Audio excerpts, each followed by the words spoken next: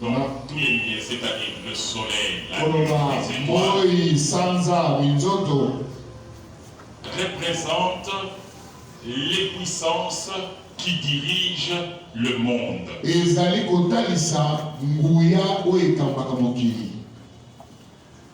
Dieu va commencer à apporter un dysfonctionnement, un dérèglement dans le fonctionnement des grandes puissances.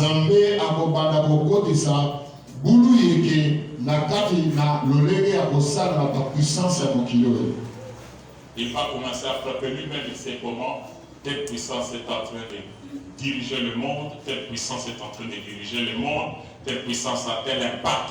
Lui-même travaille pour diminuer l'impact de ces puissances.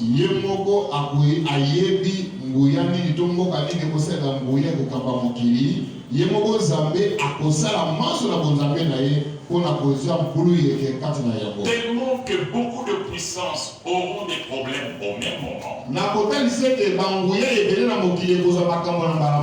Ils n'auront pas un discernement clair si ce qui est à la base de leur défection ou leur destruction.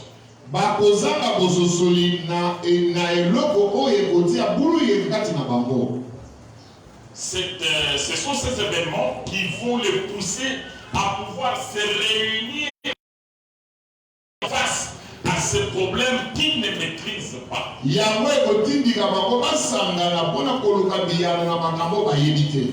C'est ça qui va les pousser plus à la globalisation, à la mondialisation qui en fait ouvrira la porte à l'Antichrist.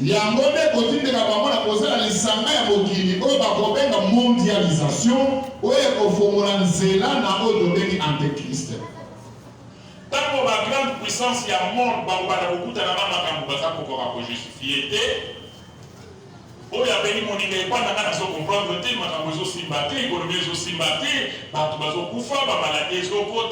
l'économie, je ne maîtrise pas les paramètres, tout ça, la dérénie, tout ça. Mais il y a un problème.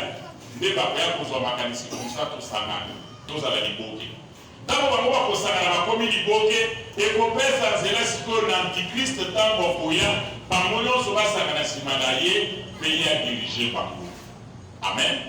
Pour ça, on va venir mondialisation, globalisation, les années préparatifs, on a Satan en marche, on a mon kilitango antichrist à Koya, à la capacité à Koya, Pamakati à Mokili.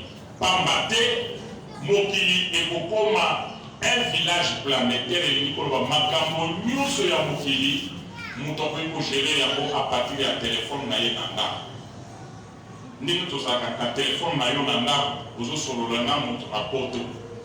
Nous avons antichrist à Koya, et Koya, nous facilement avec Internet, tout ça, pour ça, tout ça, c'est pour un G4, tout ça, pour un G5, mais et pour ça, les communications, pour un niveau, il y a toujours sur le nom négation que nous peut-être va vous permettre de sauter sur le fait aussi valider. Alors, difficulté à Mokili, et pour son abattu à Mokili, pas ça. Mais dans le Bossanana, et vous avez intérêt et antichrist. Amen. Amen. Wana Ezali, 4e trompette. Wana Kelele. On a pressé, il faut la saisir. La trompette, nous sommes un chapitre 9. Pour les opacité. Verset 13. Je regardais et j'entendis un aigle qui volait au milieu du ciel, disant d'une voix forte: malheur, malheur, malheur aux habitants de la terre, à cause des autres sons des trompettes de 3 anges qui vont venir. La dimension de la souffrance des hommes à la sous il vient l'objet, aigle avec une allo, la lobby à Mawakona Batamoki. Pompas Misato et Tigali. Ah, où est Zalinga? Soto Tali Malamu. Oh non, chez Salamiti Awa. Ba 4 et Salami, ba trompette, oh. Zaba attaqué Moutou directement. Est-ce que mon monde est un peu? Il n'a pas attaqué les hommes directement. Azo attaqué Kaka Biloko Yaki. Mais maintenant, à partir de ça, il va commencer à attaquer Batou directement. Souffrance et absurde quand on a besoin de chapitre 9, verset 1er. Le 5e ange sonna de la trompette et j'ai vu une étoile qui est tombée du ciel sur la terre. Quand on a une étoile, mais tu vas vous voyez. Et là, si on a goûté de haut, guerre, mon peu, et bien, celui qui a neutralisé, c'est commandé à partir du ciel. Et en jouant, qu'est-ce qui va y arriver? On va lui donner la clé du puits de l'abîme. Et il va ouvrir l'abîme. Et mille komimana l'ifero. Moi, je ne peux pas passer Fongola. Et moi, je ne peux pas passer Fongola. Fongola l'ifero. Tant que Fongola l'ifero, mille et demi. Mille n'aura pas bibi lobby et ça nous la monte. Tant que Kokota, ils allaient pour travailler sur le soleil, et pour travailler sur l'air, et pour ça obscurci et comme il m'a dit. Tant que Moutoya pour Fongola, moi je vais pour Fongola, ni vélo, va bétiquer plutôt, tant que va bétiquer moi je vais à Fongoli, à se libérer Milinga, on est là pour la moto. Le soleil va s'obscurcir. Mon peuple est béba. Maintenant, on va s'occuper des hommes, des incrédules. Qu'est-ce qui va se passer? De la fumée sortir les sauterelles, interprète. Qui se répandit sur la terre. Et il leur fit donner un pouvoir comme le pouvoir qu'ont les scorpions sur la terre. Il leur fit dire de ne point faire de mal à l'herbe de la terre. Il n'y a aucune verdure. Il n'y a aucun arbre. Mais seulement aux hommes qui n'avaient pas le sceau de Dieu sur leur front. Il leur fit donner non de les tuer, mais de les torturer pendant 5 mois. Et le tourment qu'elle cause était comme le tourment que cause les scorpions quand ils piquent un homme.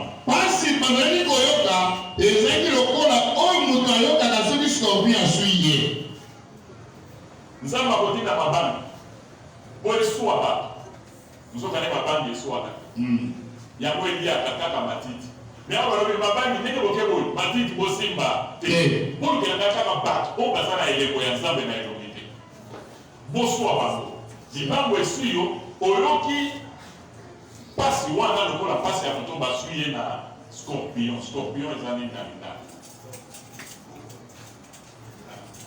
Koto.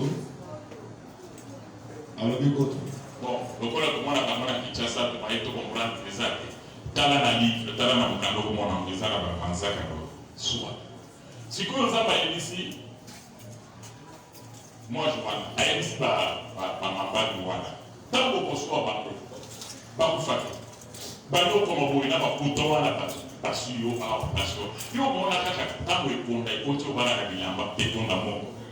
Et pour nous comme si qu'on parce que yo bombo pendant 5 mois. Déjà par lui, nous tout cas beaucoup fatigué. Nous devons qui me payer à ça. Tellement avoir. Parce que nous pendant combien de jours? 5 mois.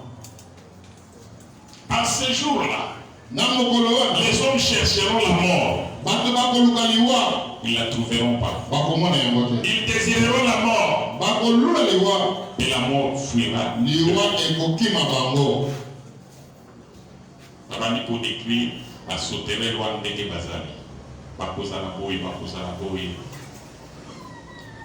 Si on va travailler avec un démon.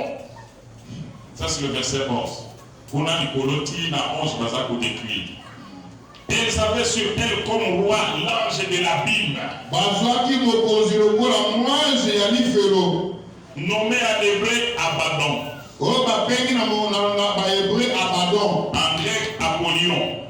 grec Apollyon. Wana madère ya liboso eleki. Alléluia. Tant qu'on aigle à l'église dans mon peuple, bêtez les ministres,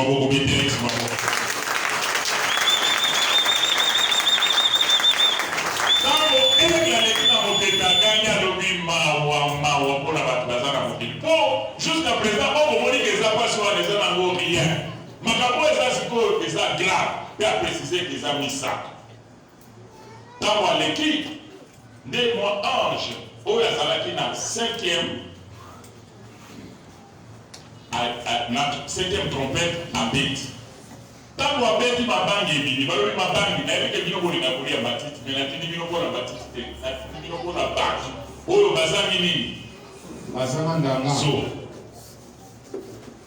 moto azangi so soki okutani na yesuwa ye me ye mpona kokufa akufa te 5 ans 5 mois torture ya ndenge wana sikoyo yoka ange wana awuti wapi awuti na enfer sikoyo yo soki orate lola okokende wapi. C'est ça que tu vas mener comme vie pour toujours. Mais elles n'auront seulement le goût de l'enfer simple.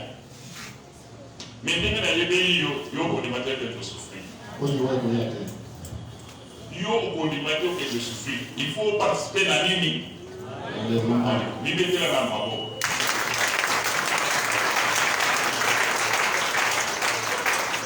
Tala bato ndenge bakoya konyomba bible elobi bakoluka liwa soki olingi liwa omoni mutuka oke obibambi na mutuka eleki obimi okukali pete nakukali pete ase paso nga na moni lobi ifo na kufa oke na etage 6e niveau omibambi odendi lokola baron wana otali na mwasololobi mwamui nakufi bakoyebi te koza. Alors ndeko naza kokonseye yo sala tu makambo ekutani yo te. Amen.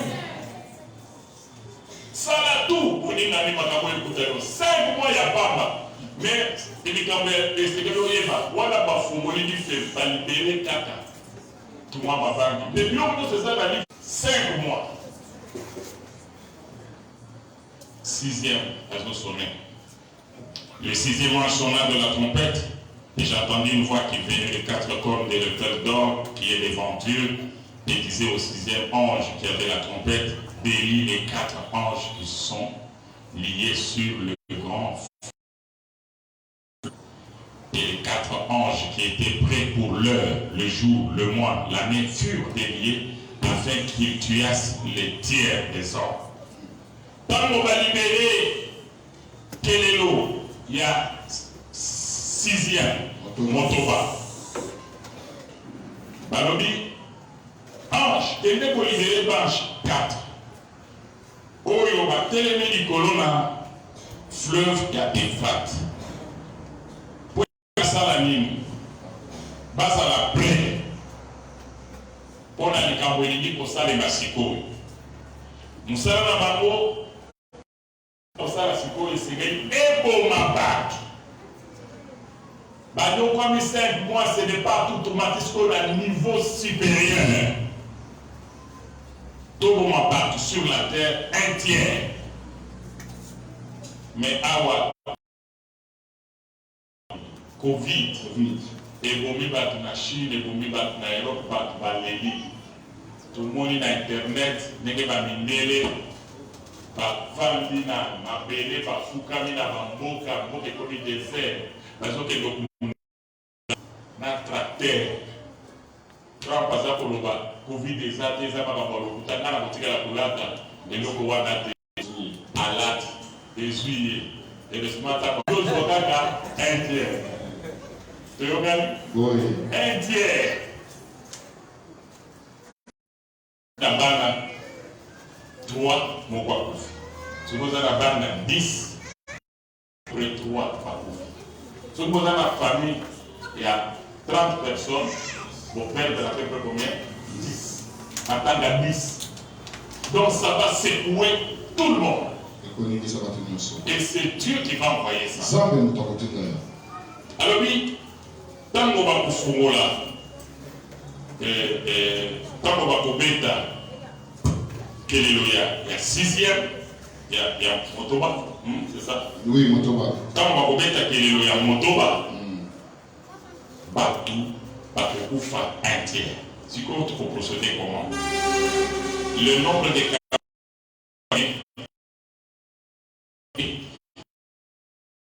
et j'ai entendu leur nombre. Ainsi j'ai vu les chevaux dans la vision, et ceux qui les montaient avaient des cuirasses couleur de feu, et saintes et de soufre. Les têtes des chevaux étaient comme des têtes des lions, et de leur bouche sortait du feu, de la fumée et du soufre. Et le tiers des hommes fut tué par ces trois fléaux, par le feu, par la fumée, par le soufre qui sortait de leur bouche. Car le pouvoir des chevaux était dans leur bouche et dans leur queue. Leur queue était semblable à des serpents ayant des têtes, et c'est avec elles qu'ils faisaient du mal. Les autres hommes qui ne furent pas tués par ces fléaux ne s'étaient pas des œuvres de leurs mains, de manière à ne point adorer les démons, les idoles d'or, l'argent, des reins, de pierre et de bois. Ils ne peuvent ni voir, ni entendre, ni marcher. Et ils ne se repentirent pas de leur meurtre, ni de leur enchantement, ni de leur impudicité, ni de leur vol. Bien-aimés dans les seigneurs, au 6e son de Isako. Dieu va utiliser ces choses pour tuer. Nzambe akosela makambo mpona koboma. C'est le verset 18 qui le précise. Ezali molongo ya zomi na mabende koloba. Il va tuer par ses fléaux, 3 fléaux. Akoboma na nzela ya bafléau misatu. Par la fumée, na minga, par le souffle. mpe na mopepe ya monoko. Yozalaka bolani boyo, moto peni koto bobanda pesiki bato bakufi. Koleka boyo, na ntango wana na izini wana mininga moko ebimi, infecte bato barespire kaka. Biloko wana ezalaki na soki na baproduit nini bato bakufi. Bolamuki boyo, mbula moko ebeti awa esali ba inondation na ba glace ebomi bato. Bokoyeba ke wuti wapi nzoka nde ekozala commandé à partir du ciel. Je suis content que nous ayons terminé les 7 trompettes, les 6 trompettes qui sont contenues dans le 7e sceau. Vous verrez qu'on ne va pas attaquer directement la dernière trompette. Parce que on doit ouvrir encore une parenthèse. Nous passions à la dernière trompette. Et quand on va sonner la dernière trompette, 7 anges vont encore apparaître. Et eux, ils auront encore 7 coupes. Les coupes qu'ils auront, ce sont des souffrances qui vont commencer à venir. Mais avant cela, le chapitre 10 ici va introduire une parenthèse.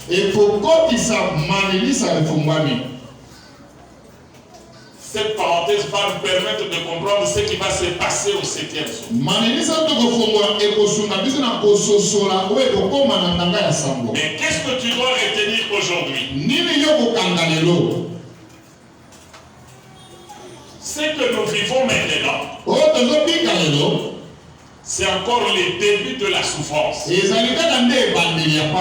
Même si tu entends parler de la guerre, même si tu entends parler des inondations, même si tu entends parler des fléaux, ça n'a pas encore touché les 4 coins du monde de la même manière. C'est un signal pour nous les enfants de Dieu. Et nous devons être prêts. L'avantage c'est quoi? Quand tu es prêt, tu n'as pas besoin de faire beaucoup d'efforts pour être protégé par Dieu. Parce que celui qui est prêt, il a la communion avec Dieu. Sa prière est efficace. Quand toi tu pries, tes ennemis tremblent. Parce que tu as la puissance. Parce que Christ est en toi. Et la Bible dit, Christ en nous, c'est le nom de la gloire. C'est-à-dire celui qui a Christ verra la gloire de Dieu. Toi, comme tu es prêt, Et que tu as communion avec Dieu, quand tu pries, le ciel entend et le ciel réagit. C'est pourquoi la Bible dit, c'est que désire le juste, leur est accordé. C'est-à-dire, il suffit seulement que tu manifestes à l'intérieur de toi les besoins. Tu n'as pas besoin de faire de longues prières. Et ton cri est entendu dans les endroits au ciel. Parce que tu as communion avec Dieu. Aucune force du mal ne peut t'ébranler. Car la Bible dit, celui qui est en nous est plus fort que celui qui est en nous. Voilà, bien aimé dans les cieux. C'est pourquoi la Bible dit, cherchez premièrement et toute sa justice, et toutes ces choses vous seront. Mais beaucoup de gens courent derrière les bénédictions. Ils courent derrière l'argent. Ils courent derrière la gloire, les honneurs, les richesses. Mais vous ne les aurez pas. Vous ne les aurez pas. Vous n'êtes pas avec Dieu. Et quand vous êtes avec Dieu, toutes ces autres choses vous seront données gracieusement. Et moi je crois fermement ici dans cette église, après ces enseignements, on a beaucoup de femmes et beaucoup d'hommes pour le ciel. Et comme conséquence, ils seront bénis. Et dans cette église, il y a beaucoup de femmes et beaucoup d'hommes. Je crois fermement que la bénédiction que Dieu va déverser dans vos vies va donner le goût à ceux qui ne sont pas encore convaincus. Et voilà les signes que je vous donne. En tant que votre Père spirituel, le jour où vous marcherez dans ce que je vous dis, le premier signe que vous allez remarquer est que les bénédictions elles-mêmes vont commencer à vous chercher. Les bénédictions vont commencer à se précipiter. J'insiste, je reprends. Quand tu marcheras dans cette chose, le ciel sera d'accord avec toi. Tu ne couriras plus derrière les bénédictions. Les bénédictions vont te suivre. Ils vont te localiser. Les bénédictions vont te chercher. Il y aura ce qui est le plus cher. La vie éternelle. Que Dieu te donne la vie éternelle. C'est une petite chose dont tu as besoin pour vivre et la voir. Et Dieu ouvre le ciel.